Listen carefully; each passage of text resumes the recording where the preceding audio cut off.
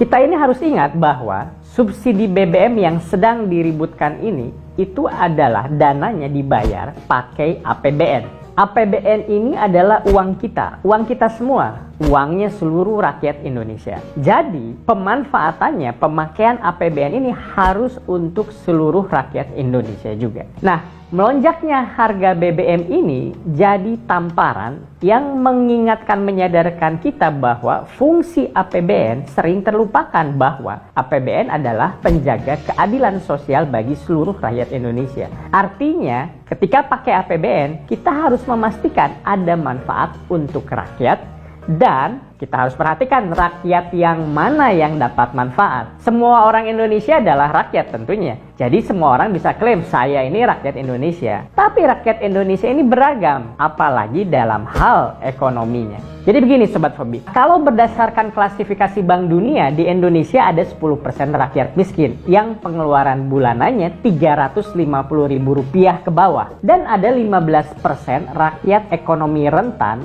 atau beresiko jatuh miskin. Dan ada 50% menengah ke bawah yang pengeluaran bulanannya 500.000 sampai 1,2 juta per orang. Nah ini semua kalau digabung itu berarti 75% masyarakat Indonesia pengeluaran bulanannya di bawah 1,2 juta rupiah. Banyak loh, 75%, berarti mayoritas. Bandingkan dengan kelas menengah yang 20%. Kelas menengah artinya apa? Artinya pengeluarannya antara 1,2 juta rupiah sampai 6 juta rupiah per bulan. Sisanya 5% saja itu masuk golongan kaya, yaitu mereka yang pengeluaran per bulannya lebih dari 6 juta rupiah per bulan itu masuk golongan kaya rakyat Indonesia. Nah sekarang pertanyaannya, dari semua golongan rakyat ini, subsidi BBM yang sampai 500 triliun rupiah lebih ini untuk siapa? Sayangnya yang menikmati subsidi BBM ini lebih banyak kalangan menengah atas.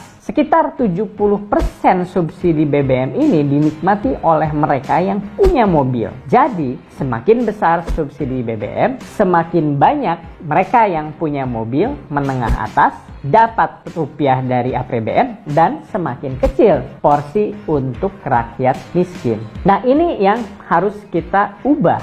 Nggak bisa kita memfokuskan, memberikan pada menengah atas saja. Jadi jelas subsidi BBM ini memang pro rakyat, tapi bukan rakyat yang miskin. Syukurnya sekarang pemerintah sudah sadar dan makin gencar memindahkan subsidi barang seperti BBM menjadi subsidi orang seperti bansos.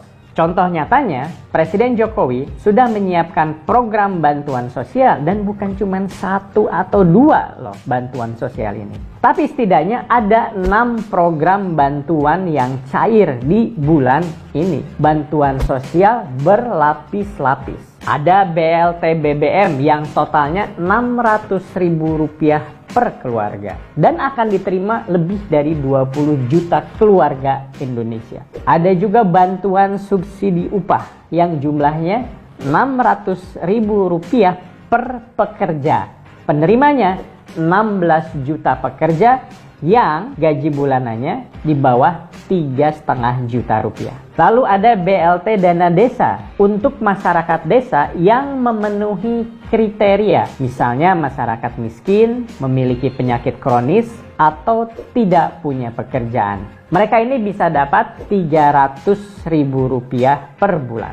Ada lagi kartu prakerja gelombang ke-43. Kalau berhasil masuk dan sudah ikut pelatihan, dapat insentif total Rp2,4 juta. Masih ada lagi, ada bantuan pokok non-tunai sebesar Rp200.000 per bulan untuk lebih dari 18 juta keluarga di Indonesia. Juga terus ada lagi BLT, bantuan langsung tunai untuk UMKM sebesar Rp600.000. Ini ditunjukkan untuk 12 juta pedagang kaki lima, pemilik warung, nelayan, dan pengusaha mikro di seluruh Indonesia. Nah Sobat Fobi, kalau dihitung-hitungnya, keluarga miskin dan rentan di Indonesia ini bisa dapat sekitar Rp150.000 sampai Rp500.000 per bulan. Semakin rentan, semakin besar mereka mendapat dana bantuan. Sedangkan bagi warga kelas menengah atas, bantuan sosial senilai Rp150.000 sampai Rp500.000 per bulan ini mungkin terkesan kecil. Tapi justru di sini yang harus kita ingat, bantuan ini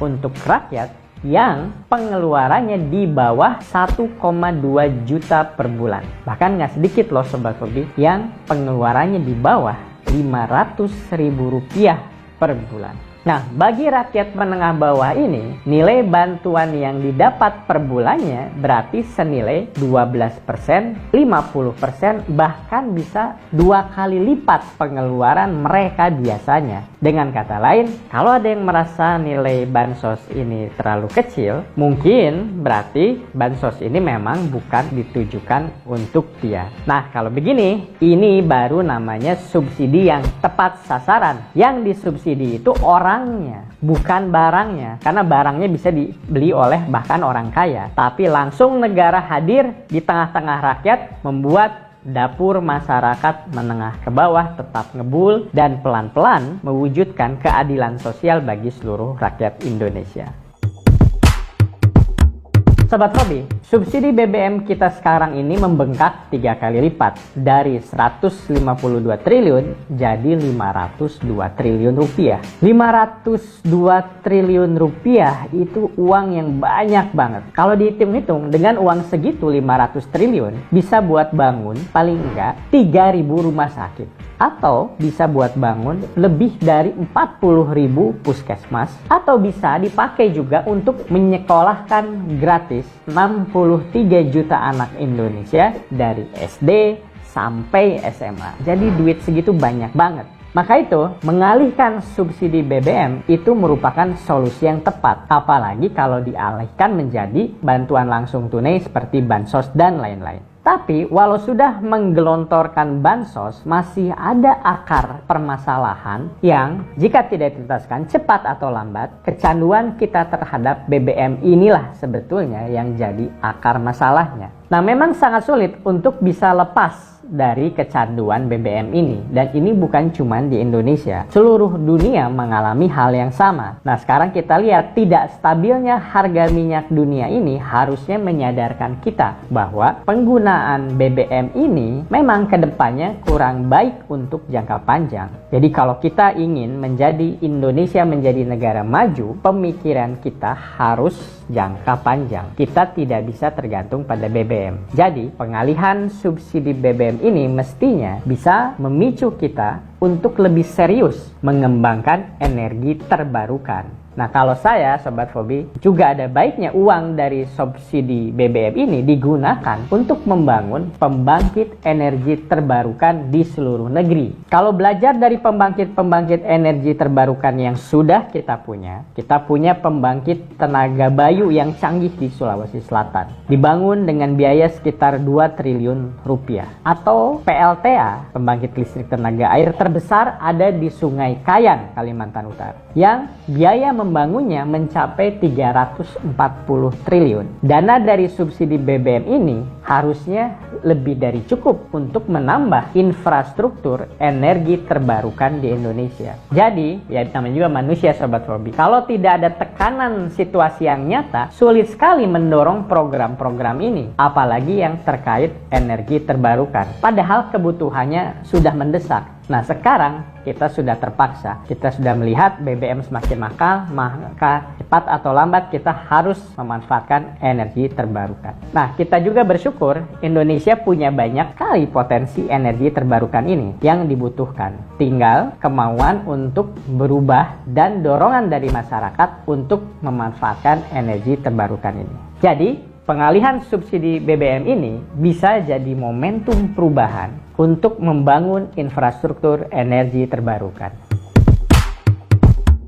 Jadi Sobat Hobi, ada berkah yang langsung maupun tidak langsung dari penyesuaian subsidi BBM ini. Berkah bagi masyarakat miskin yang menjadi jauh lebih diperhatikan hak-hak ekonominya, dan juga berkah bagi alam dan lingkungan melalui pembangunan infrastruktur energi terbarukan. Ini semua berkah bagi Indonesia, batu loncatan menjadi negara maju. Tapi seperti biasa tentunya ada demo-demo yang mengatasnamakan rakyat. Saya rasa yang kedengarannya agak sumbang dan agak nggak nyambung dengan kenyataan.